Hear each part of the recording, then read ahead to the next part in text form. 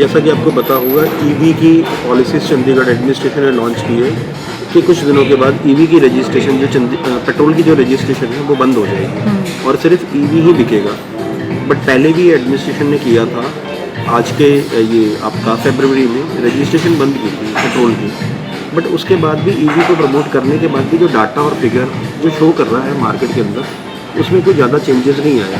People are still waiting कि शायद government अपना डिसीजन वापस ले ले चंडीगढ़ एडमिनिस्ट्रेशन और ये कैपिंग सिस्टम को हटा दे।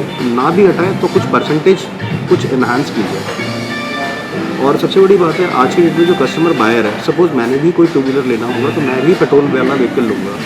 रीज़न उसके पीछे है कि कल को मेरे अगर मैं कहीं ट्रैवल कर रहा हूँ, सपोज मैंने 200 किलोमीटर जाना है या 100 किलोमीटर जाना है, तो मेरे माइंड में एक हमेशा मेरे माइंड में पीस ऑफ रहेगा कि कहीं पर भी मैं अगर मेरा पेट्रोल ख़त्म होता है तो मेरे पास पेट्रोल की ऑप्शन है, वो मुझे ईजिली मिल जाएगा।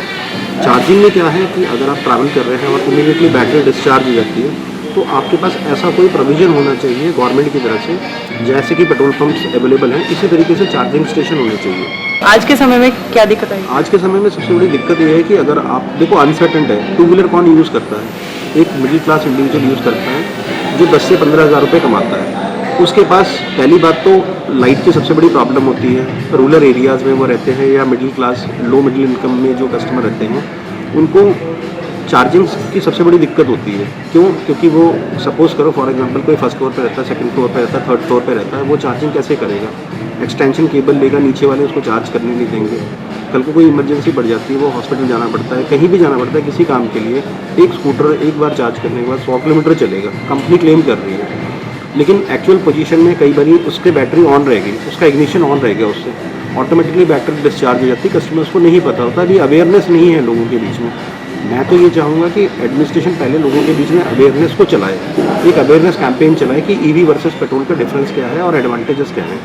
बट आज की डेट में करंट टाइम पे मुझे डिसएडवांटेज ज़्यादा लगते हैं एडवांटेज के, अगर हम कंपैरिजन करते हैं तो मैं तो ये सजेशन करूँगा, अगर मैंने देखा है रिटेल अप्रैल में, अगर आप कहते हैं कि रिटेल 2072 पेट्रोल व्हीकल रजिस्टर्ड हुए हैं, इन लिeu ऑफ दैट जो ईवी की रजिस्ट्रेशन हुई है दैट इज़ ओनली 352।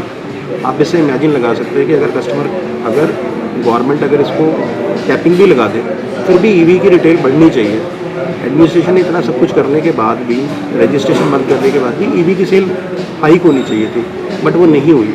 क्योंकि आज की डेट में कस्टमर का राइट है, और कि मैं अगर पेट्रोल लेना चाहूँ तो मैं पेट्रोल का व्हीकल ले सकता हूँ, मैं बैटरी का लेना चाहूँ तो बैटरी का ले सकता हूँ। बट ये एडमिनिस्ट्रेशन का जो रवैया है टुवर्ड्स कि मैंडेटरी है, वो पॉलिसी होगी उनकी, बट ऑल इंडिया में इतनी सारी स्टेट्स हैं, ओनली चंडीगढ़ ही क्यों?